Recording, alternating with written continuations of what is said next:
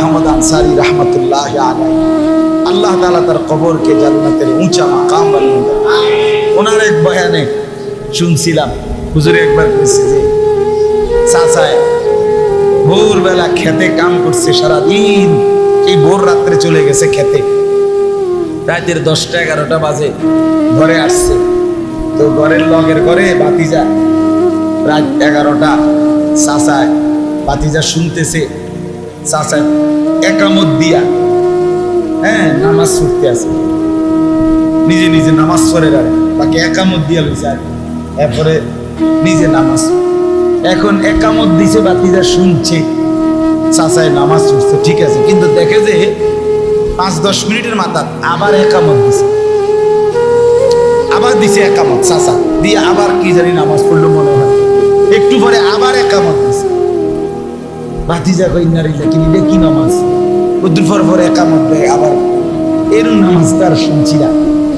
কয়বার একামত দন লাগে, মনে করেন এশার নামাজের একামত কয়বার, একবার না, এবার এটা কি নামাজ পড়তে আছে, 4-5 বার হয়ে গেছে একামতে দেয় উদ্দুর পর।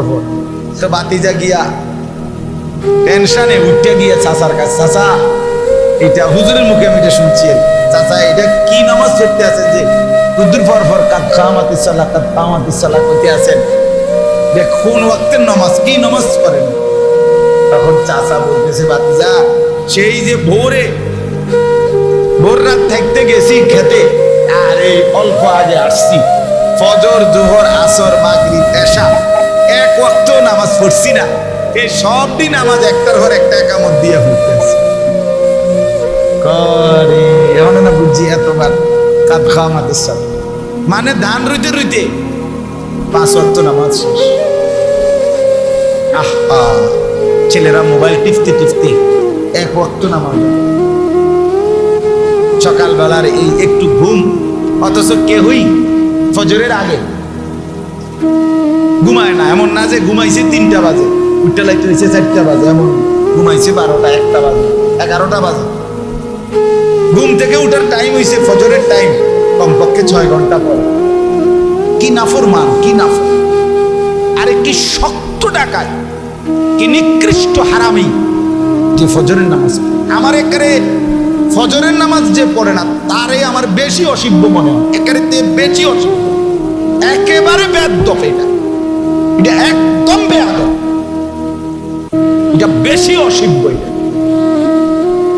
নিকৃষ্ট বেয়াদব, এটা একেবারে জানোয়ার, এটা হাইওয়ান, এটা খবিস, এটা খবিস যেটা ফজরের নামাজ, একেবারে নিকৃষ্ট অপদার্থ বলতে যেটার বুঝায় ওইটা।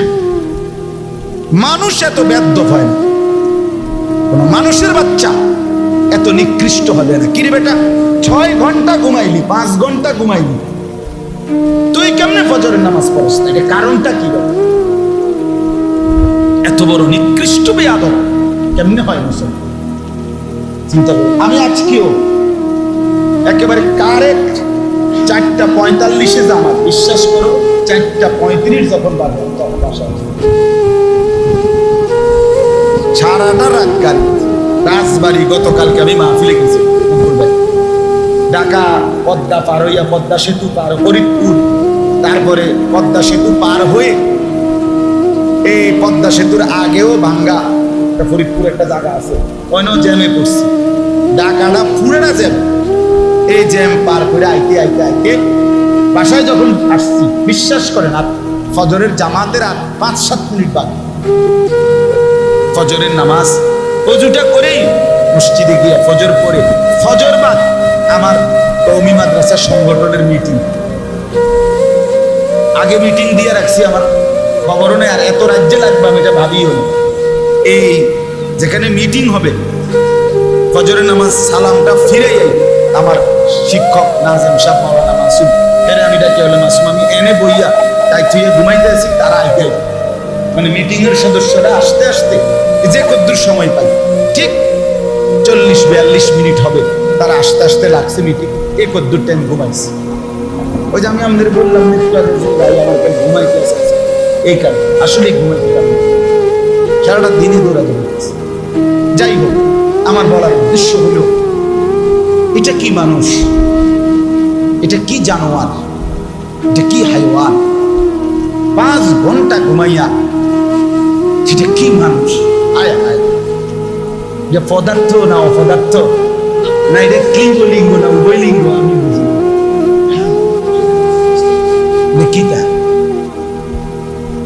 জলজ্জান্ত মুসলমান এভাবে দিনের পর দিন কখনোই মনে পড়ে না ফজরের নামাজের কথা, তার রবের কথা। অথচ প্রতিদিন সেই রবের নিয়ামত হিসাবে আল্লাহ যদি চোখ খুলে না দেয়, কসম আল্লাহ, কারো পক্ষে ঘুম থেকে জাগার কোনো ক্ষমতা না।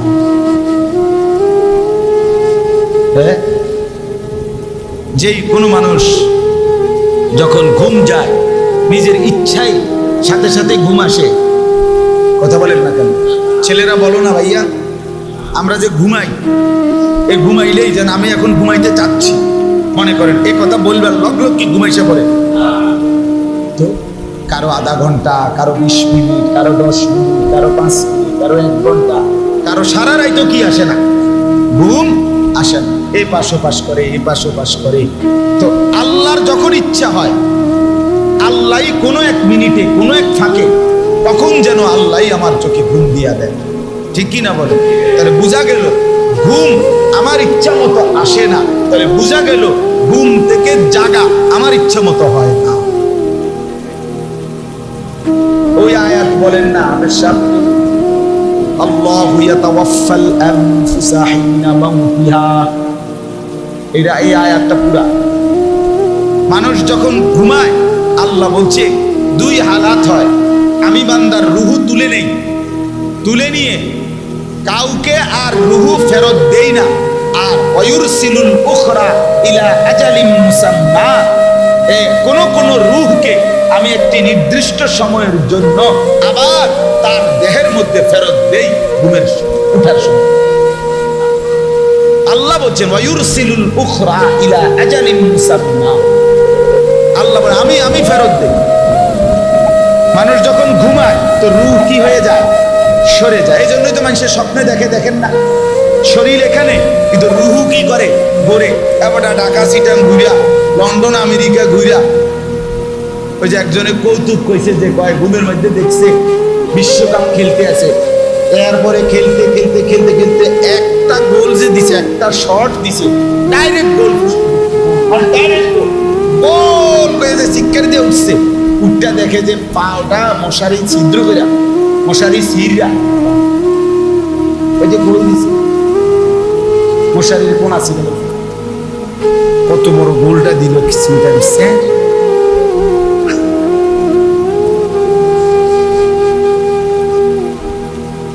তাইলে বুঝা গেল রুহু ছড়ায় নেয় আল্লাহ তাআলা বলছেন। এরপর আল্লাহ বলেন আমি আবার নির্দিষ্ট একটি সময়ের জন্য আবার আমার বান্দার রুহুটা ফেরত দেব, ফলে সে জেগে। হাদিসের মধ্যে আছে নবী সাল্লাল্লাহু আলাইহি সাল্লাম ঘুমাইবার সময় যে কয়েকটি দোয়া পড়তেন, একটা তো আমরা সবাই ছোট্ট দোয়াটা পারি, বিসমিকা আল্লাহুম্মা, অথবা আল্লাহুম্মা বিসমিকা আমুতু ওয়া আহইয়া। এটা আমার শুধু নাই ওটা আড়াই বছর। কিন্তু আরেকটা দোয়া আছে রাসূলুল্লাহ সাল্লাল্লাহু আলাইহি সাল্লাম নিয়মিত পড়তেন, একেবারে সহিহ বিশুদ্ধ হাদিস, বিসমিকা রাব্বি ওয়াদা'তু জামবি ওয়া বিকা আরফাউহু ইন আমসাকতাহা ফাগফির লাহা ওয়া ইন আরসালতাহা ফারহামহা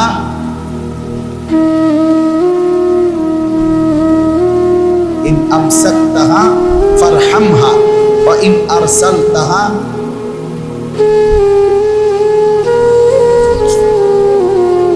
ফাহফাজহা বিমা তাহফাজু বিহি ইবাদাকাস সালিহিন আল্লাহুম্মা কিনি আযাবাকা ইয়াওমা তাবআসু ইবাদাক। এই দোয়া। তো এখানে একটা কথার অর্থটা হলো এই, নবীজি সাল্লাল্লাহু আলাইহি সাল্লাম বলতেন, আল্লাহ আপনার নামে কাজ হইতেছি, আপনার নামে কি হইতেছি? কাজ হইতেছি। বিসমিকা রব্বি, হ্যাঁ, ওয়াদা'তু জামবি, আমি আমার 500টা আপনার নামে রাখলাম। কোথায়? বিছনায়। অবিকা আরফাউহু, আপনার নামে আবার জেগে উঠি। অর্থাৎ যদি আপনি জাগান তো আপনার নামে আমি আবার কি উঠুম। তবে এই নবী তখন বলতেন, আল্লাহ যদি আপনি আমাকে আর ফেরত না দেন রুহু, তো মাফ করে দিবেন। আর যদি ফেরত দেন, আপনার নেককার বান্দাদের সঙ্গী বানাবেন। ইন আমসাকতাহা, যদি আমার রুহুটা ধরে রাখেন আর না দেন, তো ফাগফির লাহা, এটা কি করে দিন, আমারে মাফ করে দিন। আর ওয়া ইন আরসালতাহা, যদি ছেড়ে দেন, ফাহফাজহা বিমা তাহফাজু বিহি ইবাদাকাস সালিহিন, আপনার নেক বান্দাদের সাথে আমার রুহটাকে হেফাজত করুন। তাহলে কি বুঝাইছে নবীর দ্বারা? প্রত্যেক মানুষ ঘুমের মাধ্যমে তার রুহু কি হয়ে যায়, আলাদা করে ফেলে। আল্লাহ আল্লাহ ইচ্ছে করলে আবার ফেরত দেয়, ইচ্ছে না করলে কি করে দেখে। যুবক ভাই বলেন, আপনারা বলেন, বাপ বলেন, এই চোখ যদি আর না মেলে, এই ঘুম যদি আর না ভাঙ্গে, কে জাগাবে? কে? দিনের পর দিন, মাসের পর মাস, সপ্তাহের পর সপ্তাহ, কোনদিন ফজরের নামাজ আজকে নিয়ত করে একটা ভালো গরমের মধ্যে বেশিক্ষণ দেরি করার দরকার নেই। আরো অনেক বিষয় বলা যাবে, বলার ইচ্ছাও ছিল, বলবো একটু তর্জমা। বাকি একটা দিল থেকে এখানে যারা চোখের সামনে বসছেন, ছেলেরা তোমরাও ভাই, বিষয়টা বুঝা অনুভব কইরা ফজরের নামাজের একটা সিদ্ধান্ত নিন। বলেন ইনশাআল্লাহ।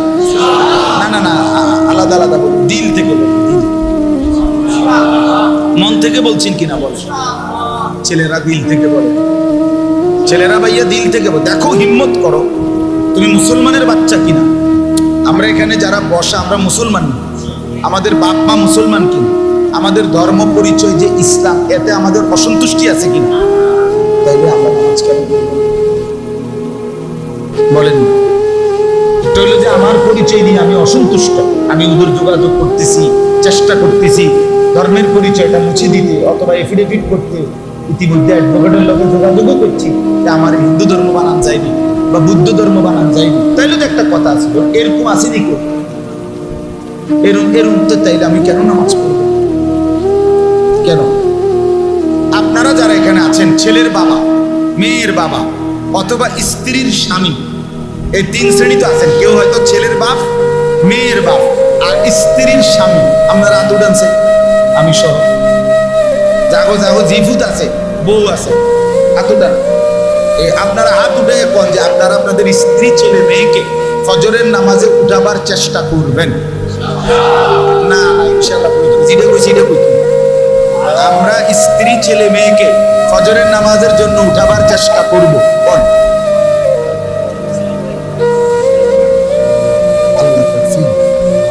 এটা একবারে হাসির বিষয়, ঠিক না? চেষ্টা করে দেখেন। ইদা আইকাযার রাজুলু আহলাহু ওয়া সাল্লা বিহিম জামিআন কুতিবা ফিদ যাকিরিনা আল্লাহ কাসীরান ওয়াদ যাকিরাত। সুবহানাল্লাহ। নবীজি বলেন যে এই পুরুষ তার স্ত্রী সন্তানকে ফজরের নামাজের জন্য জাগিয়ে দেয়, আইকাযা, জাগিয়ে দেয়, ওয়া সাল্লা বিহিম জামিআন, সকলকে নিয়ে নামাজ পড়ে। মহিলারা ঘরে, পুরুষ জামাতে। আলহামদুলিল্লাহ, আমার ঘরে বাসায় আমার স্ত্রী, আমার মেয়ে আর আমার ছোট ছেলে থাকে, আর বড় ছেলেটা মাদ্রাসায় থাকে। তা আমি আমার ছোট ছেলেকে নিয়ে মসজিদে যাই, বিবি মেয়েকে নিয়ে নামাজ পড়ি, তাই তো। তো সকলকে নিয়ে ফজরের নামাজ পড়ে। আল্লাহ রাসূল সাল্লাল্লাহু আলাইহি ওয়াসাল্লাম বলেন, এই ফ্যামিলির সকলকে আল্লাহ তাআলা বেশি বেশি জিকিরকারী পুরুষ এবং নারীদের অন্তর্ভুক্ত করে দিবেন। আচ্ছা, যদি কারো নাম বেশি বেশি জিকিরকারী পুরুষ এবং নারীদের রেজিস্টার খাতায় ওঠে, তার পুরস্কার কি? ওয়াদ্দাকিরিনাল্লাহ কাসীরান ওয়াদ্দাকিরাত আ'আদ্দাল্লাহু লাহুম মাগফিরাতান ওয়া আজরান আযীমা। আর কি লাগবে? রব্বুল আলামিন বলেন, বেশি বেশি আল্লাহ তাআলার জিকিরকারী পুরুষ এবং নারী আমি আল্লাহ ফয়সালা দিলাম, আমি আল্লাহ তাদের জন্য আমার মাগফিরাত দিয়েই দিলাম। ওয়া আজরান আযীমা, আর সর্বোত্তম বিনিময় জান্নাত লিখে দিলাম। আর কি লাগবে? আর কি লাগবে বলেন? উচিত ছিল। আপনার বউ বাচ্চা আপনাকে আল্লাহ মাফ করে দিবে, আর আপনি আমি ফ্যামিলির সদস্যদেরকে জান্নাতে দিয়ে দেবে। কি মজাটা হবে! আল্লাহ কোরআনে বলেন, হাসরের ময়দানে আল্লাহ যেই স্বামী স্ত্রী নেককার ছিল, আল্লাহ তাআলা সরাসরি ডাক দিয়ে বলবেন, উদখুলুল জান্নাতা আনতুম ওয়া আজওয়াজুকুম তুহবারুন। সুবহান আল্লাহ বলবেন, বান্দা তুমি তোমার স্ত্রীকে সাথে নিয়ে হাসতে হাসতে জান্নাতে ঢোকো। গলাগলি করে, হাত ধরাধরি করে নামাজ পড়ো। আনতুম ওয়া আজওয়াজুকুম, স্বামী স্ত্রী দুজনে জান্নাতে ঢোকো। কি মজাটা হবে!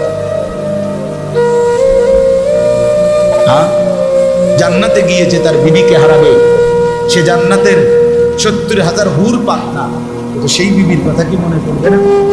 মনটা কি তখন কষ্টে ভরে যাবে? হায় আমার দুনিয়ার হায়াতের সেই সঙ্গিনী, সে আজ জাহান্নামে। যে স্ত্রী জাহান্নামে যাবে, জান্নাতে যাবে, স্বামীটা জাহান্নামী হবে, সে কি মনে পড়বে না স্বামীর কথা? হাদিসে তো স্পষ্ট আছে, জান্নাতের মধ্যে জান্নাতের হুর আর দুনিয়ার নারী যারা জান্নাতি, তার মধ্যে মধুর বিতর্ক হবে, শেরে শেরে, কবিতায় কবিতা। এটা হাদিস আছে। ওরা মানে তর্ক করবে কে উত্তম, জান্নাতের হুরেরা উত্তম নাকি দুনিয়ার নারী যে জান্নাতি হয়েছে সে উত্তম। শেষ পর্যন্ত প্রমাণিত হবে দুনিয়ার যেই নারী জান্নাতি হয়েছে সে কোটি কোটি হুরের চাইতে লক্ষ কোটি গুণ বেশি উত্তম। হ্যাঁ, তোমারে তো আল্লাহ তাআলা গুনাহ নাফরমানি আর পরিবেশের মধ্যে দেয়ই নাই। আমারে তো আল্লাহ তাআলা এমন এক পরিবেশে দিছিল, যেই পরিবেশের সব নারী ছিল বেপর্দা, সবাই বাজারে বাজারে ঘুরতো। আমি সেই সময়ে কষ্ট করে নিজের ইজ্জত আব্রু পর্দা হেফাজত করছি। এই বছর রমজানে আমি প্রথম 12 দিন, রমজানের প্রথম 12 দিন ছিলাম উমরায় আল্লাহর ঘরে, শেষ 10 দিন ছিলাম মসজিদের ইতিকাফে। আমি আমার বিবিরে কতদিন বলছি যে তুমি একবারের জন্য, আমার খেয়াল ছুটে গেছে, ঠিক আছে, বাচ্চাদের জন্য হোক, তোমার জন্য হোক, মেয়ের জন্য, কোনো এক ফাঁকে অল্প একটু রাত্রে গিয়া তারাবির পরে যাও, ক্যান্টনমেন্ট দোকানপাট এখন মার্কেট খোলা থাকে, তুমি কোনো একটা কিছু কিনা নিয়ে আসো। আমি তো সময় পাইলাম না, এদিক দিয়ে গেল গা উমরা, ওই দিক দিয়ে গেল গা ইতিকাফ, তুমি যাও। সে বলছে আমি রমজানের আগেই তো শপথ করে রাখছি, নিয়ত করছি 1 সেকেন্ডের জন্য রমজান মাস বাইরে যাব।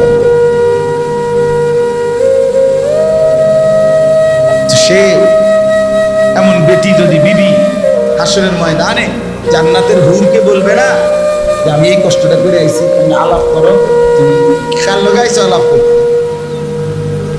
কি এর আলাপ করো? একজন লোক মনে করেন অন্ধ, জন্মান্ধ, যদি এখানে বইয়া আল্লাহর রহমতে আপনাদের দোয়ায় আল্লাহর শপথ করে বলতে পারি জীবনে কোনোদিন ভিন নারী পর নারী দেখি নাই। আপনারা কি করবেন? সুবহানাল্লাহ।